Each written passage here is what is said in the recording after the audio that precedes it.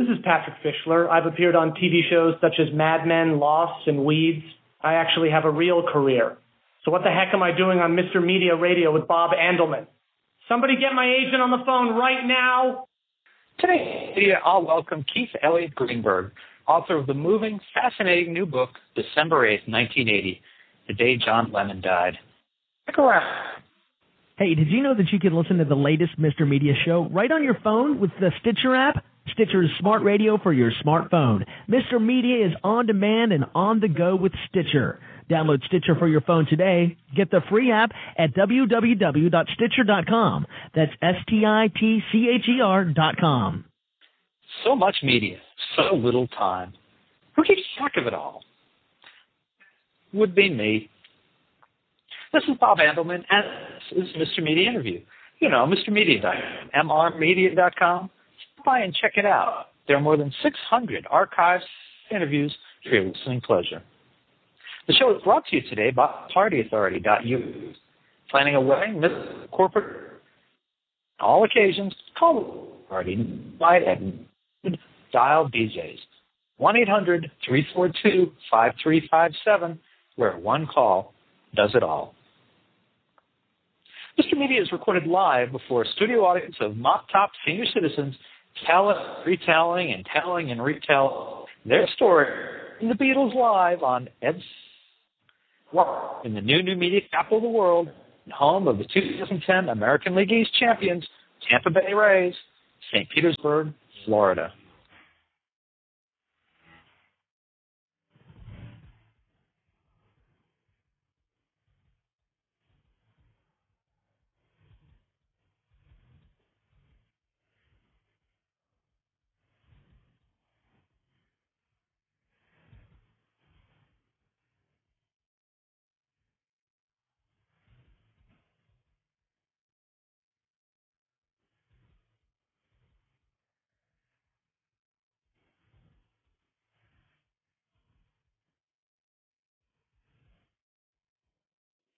There's certain days in all of our lives we can't help but remember. I was sitting at the desk in Petersburg with the Today Show on in the background when the first plane flew into the World Trade Center on September 11th, 2001.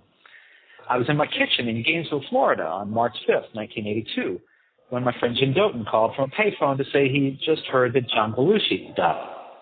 Jim was on his way up from Miami for a visit with a cooler full of beer. That's what I remember. And I was in another Gainesville apartment 15 months earlier on December 8, 1980, studying in my bedroom when one of my roommates, Andy Anderson, opened the door and said, "Hey, I died." I didn't know what the hell he was talking about. My guy? Tom Beaver died? Well, for some reason, Andy connected me with John Lennon when the Monday night football game that he and our third roommate, Cesar Quintana, they were watching. It was interrupted by Howard Cosell's announcement that Lennon had been shot outside his home city. My actual only connection, and this is pretty peripheral, to John Lennon was that we shared a birthday, October 9th. Of course, Lennon was born in 1940. I came along 20 years later. And my first Beatles album, Meet the Beatles, was actually the second LP my parents bought for me at our neighborhood drugstore back in Somerset, New Jersey. The first was the Headquarters. I still have both discs. Now, like people, shocked and horrified that some jackass named Mark David Chapman ran away from us is incredibly wrong in so many levels. 30 years, I can't say I was eager to read a book that might potentially glorify Chapman.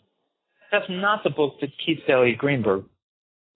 December 8, 1980, that John Lennon died, is an amazing dissection of people and events on that infamous day. It does not justify Chapman's action, but it does explain what was in his head in the days and weeks leading up to the shooting. The depth and the detail is remarkable. It's the kind of history that you just can't put down. And Greenberg brings an interesting background to this. In addition to writing books and magazine articles for Maxim, The Village Voice, and New York Observer over the years, among others, he's also a producer of Most Wanted. Elliot Greenberg, welcome to Mr. Media. Thank you. I'm glad to be here. Glad to have you. Can I ask you, and of all the subjects for a book, what drew you to this one? I mean, and nearly declined the review copy alone, just as a matter of propriety. And you know what? That's a very interesting point that you make. There are Beatle fans out there who won't even say Mark David Chapman's name aloud. And I can sympathize with them. It's similar to when I've interviewed a crime victim while working for America's Most Wanted, and they refuse to utter the name of their child's killer, under their roof. I guess they look at their relationship with John Lennon as something sacrosanct, and the name of Mark David Chapman sullies it. Unfortunately, Mark David Chapman is part of the narrative, and just as Lee Harvey Oswald is part of the John F. Kennedy narrative. And this story really isn't about Mark David Chapman. It is about John Lennon. It is about his relationship with his fans. And it is about the communal mourning I think we all share. I think it's interesting that you said something in your introduction, how you remember exactly where you were that day. And in the course of my life as a reporter, when the December 8th, 1980 comes up, it doesn't matter if I'm talking to a former mobster or I'm talking to a homeless guy on the street or I'm talking to a professional musician. Everyone remembers where they were on December 8th, 1980. Mm-hmm. Well, I ranked that day alongside 9/11 in impact on my life, mostly because it was John Lennon, it was a Beatle. It was just one of those crimes, one of those things that happens that is so unexpected, so horrifying that you just can't make sense of it. And it's one person's life versus 3,000 on 9/11 and all the millions who were impacted by what happened there. But a lot of people were impacted by this, and it's just so senseless.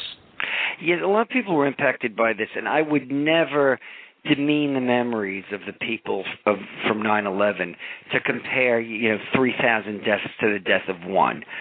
But the resonance is comparable. And, I was in New York on both days.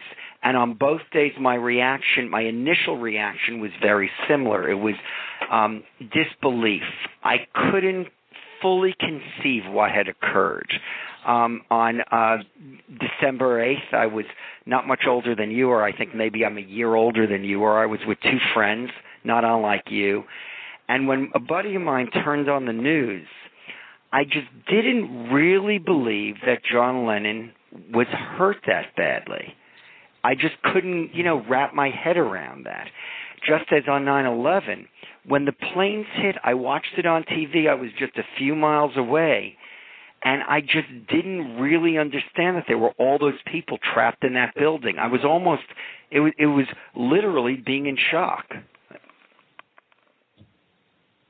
Well, as you thought about doing this, is it that you thought that there was an untold story of Mark David Chapman and the events of the day, or was it, is it just enough? It's not the story of Mark David Chapman. Mark David Chapman, is a player in the story. It's really a story of us.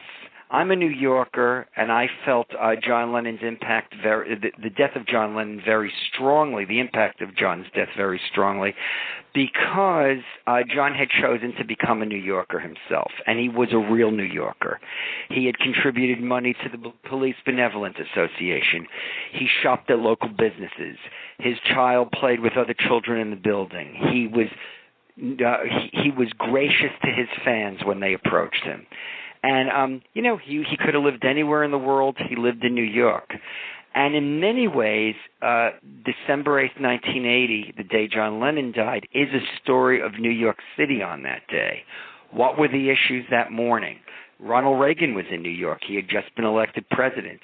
He was having lunch with his son, who had just gotten married, and without inviting the president-elect or the first lady. Nancy Reagan wasn't even coming to the lunch.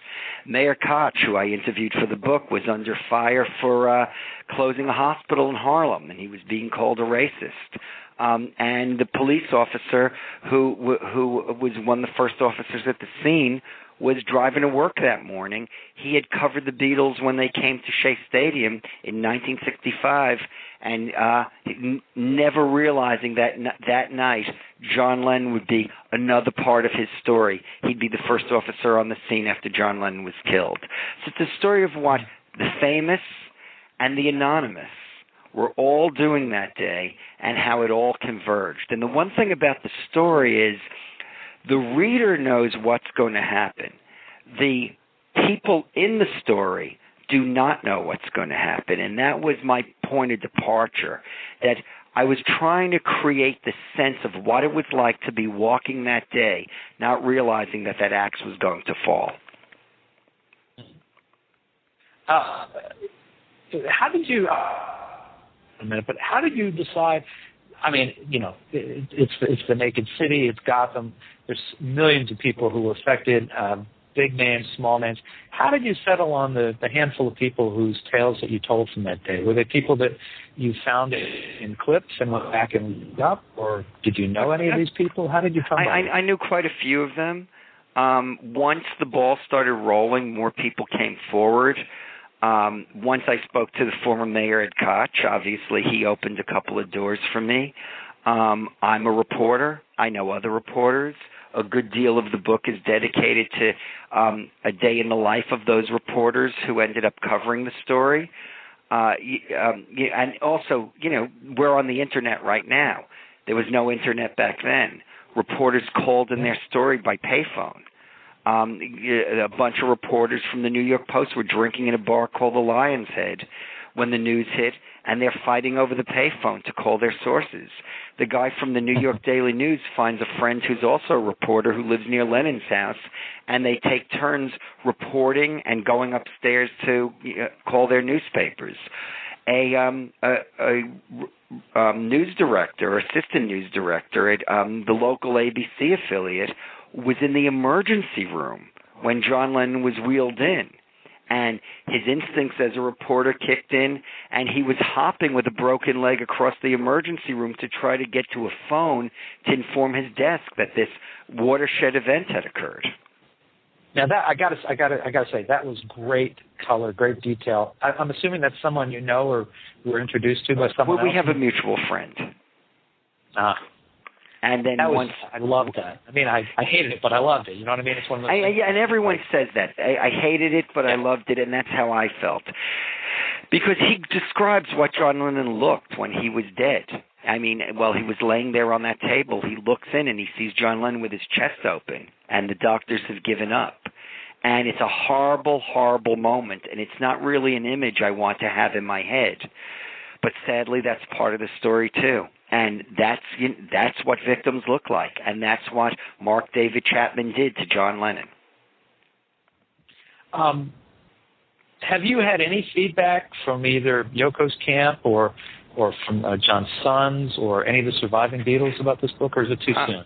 I think it's too soon. I mean, technically the release date is November 1st, although I've seen the book already. And one bookstore in Brooklyn, a friend of mine told me she picked up the book at a bookstore in Manhattan. So I guess some copies of the book are out there, but it is too early. The only feedback I've been getting is from other reporters like yourself who've read the book. Okay. Yeah, so that's yet ahead. Look, we're going to take a quick 20-second break. When we come back, I do want to talk to you about Chapman because I think that's some of the most interesting stuff in the book for a lot of reasons. So we'll take a quick break. This is Bob Andelman, and you're listening to the Mr. Media radio interview with Keith Elliot Greenberg, author of December 8, 1980, The Day John Lennon Died. And we'll be right back. Ever thought of hosting your own radio show? Now you can by registering at blogtalkradio.com. While you're there, check out our selection of premium packages. To start your own show today, visit blogtalkradio.com. And this is Bob Andelman, and you're listening to the Mr. Media radio interview with Keith Elliot Greenberg, author of December 8, 1980, The Day John Lennon Died. Let's talk about Mark David Chapman. What I think a lot of people will be drawn to in this book, besides the the other detail, other people whose lives were impacted and what was going on in their lives, including great detail about what John and Yoko were doing throughout the day, from the infamous photo shoot, the studio, everything else. The stuff about Chapman was very interesting to me. I never have had any desire to learn any more about this guy. I didn't care what motivated him. I thought he was an asshole. It didn't matter. But reading the book, you have gone in and you've gotten incredible detail. I forgot about the Larry King interview. My God, what a horrific thing that was.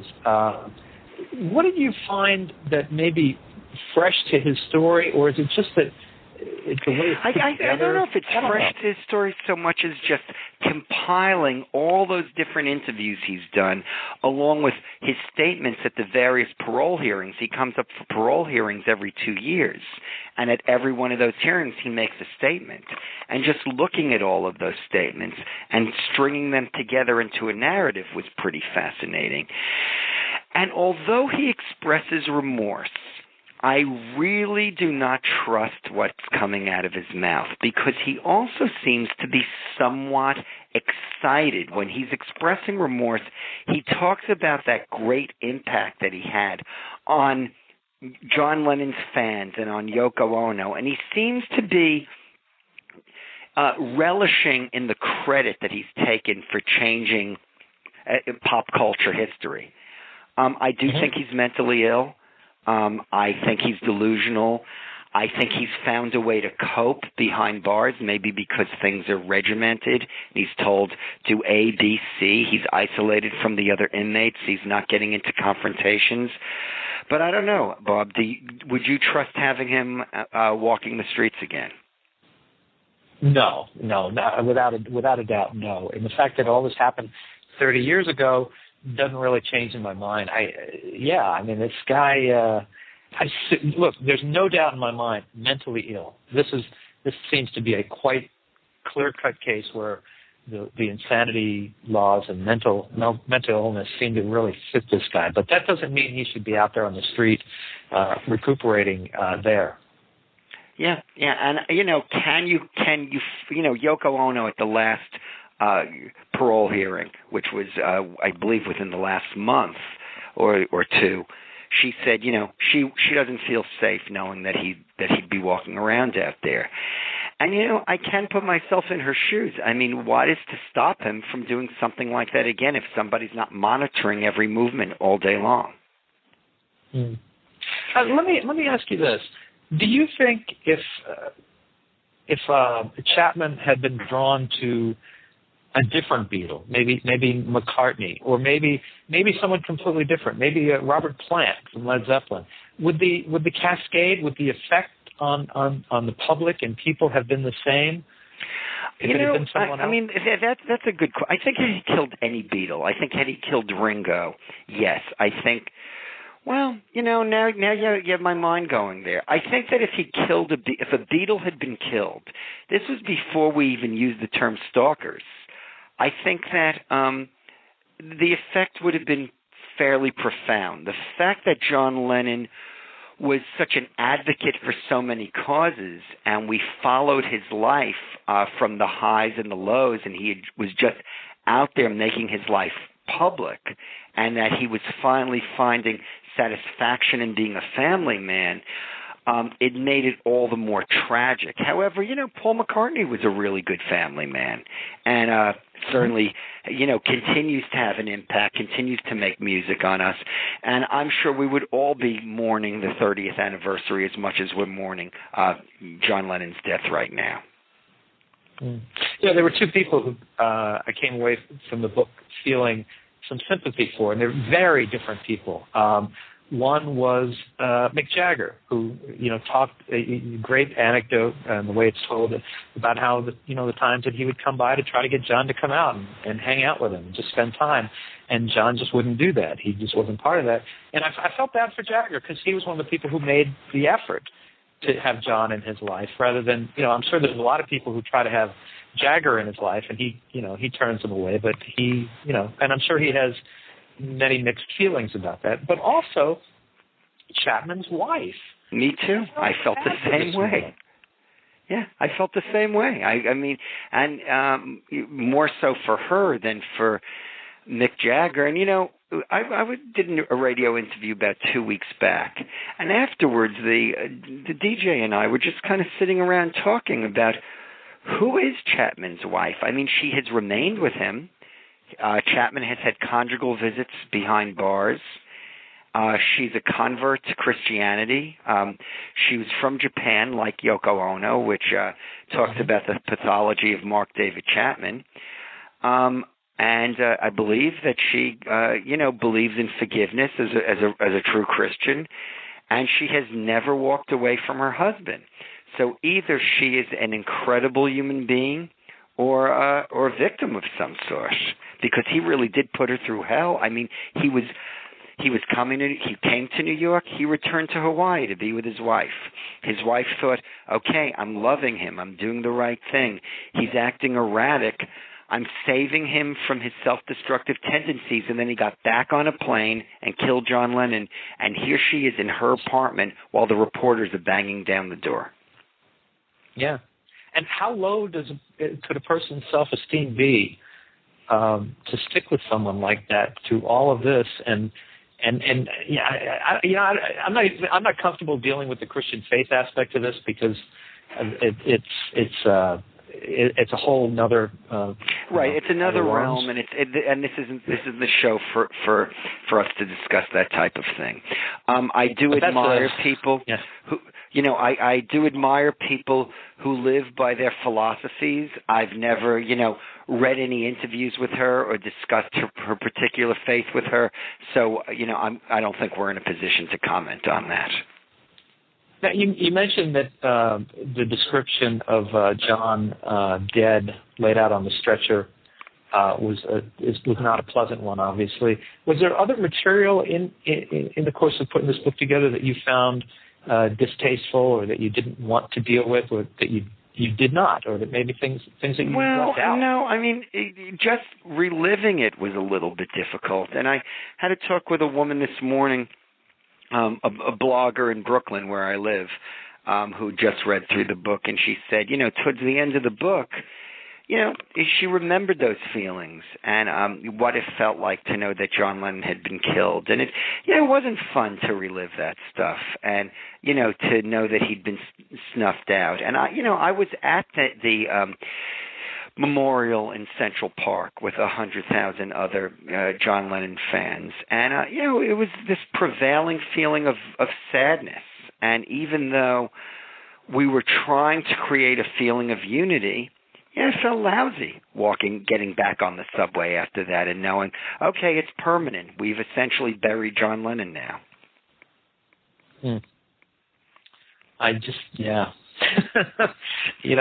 reading the book, people listening to this, if you have an interest in this and maybe have avoided the subject of Mark David Chapman or that day at all, you'll find this book very interesting. It's worth your time. It's worth your money. It's not something I had ever intended to spend a lot of effort on, not necessarily the book, but just, the subject. And it's really fascinating. I mean, I really could not put it down as I was going through it. So, credit to you, Keith. So what are you working on next? Well, as you know, when you make your living in the media, Mr. Media, you have to work hard because the rewards are not always bountiful. So I have another true crime book coming out in January from St. Martin's Press, another publisher, about a murder case down in rural Texas. And I'm working on another true crime book as well out in California. And I have a full-time job. I work for America's Most Wanted, which is a challenging job and a satisfying job. And sadly, there are no shortage of victims out there seeking justice. True. Well, folks, listen, you can find Keith Elliot Greenberg's new book, December 8th, 1980, The Day John Lennon Died, in great bookstores everywhere, or you can order it right now at a great price on mrmedia.com, mrmedia.com. Keith, can people find you? Is there a website for the book? Or are you on Twitter, Facebook, any of that kind of stuff? Well, I'm certainly on Facebook, and if anyone wants to friend me on Facebook, be my guest, because I feel if somebody supports any of the books I've written, the least I can do is friend them on Facebook. I consider them a friend if they want to read something I've written. If they want to come to my house and, hang out with my kids, I might be a little frightened, but if they want to friend me on Facebook, that's quite all right. But all you have to do, if you type in December 8th, 1980, the day John Lennon died, plenty of things will come up. And I know Backbeat Books is putting together a blog where people will be able to share their stories of that day. And the publicist will, I'm sure, inform you when that blog is launched. And I think that'll be really great, because then the community of John Lennon fans and mourners can relive it together. And for those people too young enough to remember, they can remember what it was like. Well, Keith, give our regards to, I think, your editor, Mike Edison. Yeah, he's a great guy. Yeah. Yeah, and tell him I said hello. And thanks so much for joining us on Mr. Media today. And, Bob, I really appreciate you having patience with me. My schedule was running a bit late, but it was sure worth it. Thank you. My pleasure. Thanks for being with us, and good luck to you. Thank you. Bye. All right. And, folks, if you're interested in more original interviews with America's top rock and roll and political journalists, and some crime journalists, too, surf over to our main website, mrmedia.com, mrmedia.com. And you can now hear Mr. Media while you're on the go with Stitcher Radio. Stitcher is a free news and talk mobile application. The latest episode of Mr. Media is always available for you. No syncing needed, no memory wasted. It's available for your iPhone, your Palm Pre, Android phones, or your BlackBerry. Downloading is easy. Just go to Stitcher.com or check out the App Store for your individual mobile phone. And please take advantage of this great offer for Mr. Media radio listeners. Go to audiblepodcast.com/mrmedia to get a free audiobook download of your choice when you sign up today. Again, that's audiblepodcast.com/mrmedia for your free audiobook. Subscribe to Mr. Media on iTunes and you'll never miss a show. Just search Mr. Media Interviews from within iTunes and subscribe for free. While you're there, give us a review. Give us a few stars, If you've got an idea for a guest, email me directly at bob@mrmedia.com, mrmedia.com. You can also follow me on Facebook or Twitter, twitter.com/Andelman, or on Facebook, just search Mr. Media Interviews. Thanks so much for joining us today. Always appreciate when you give up a little piece of your day and come spend it with us. Thanks for listening. Hey, y'all, this is Lauren Bowles. I play Holly, the new waitress at Merlotte's on HBO's True Blood, right? All right, here's the deal. I'd rather spend all night with them damn bloodsuckers than another minute listening to that Mr. Media radio. No thanks.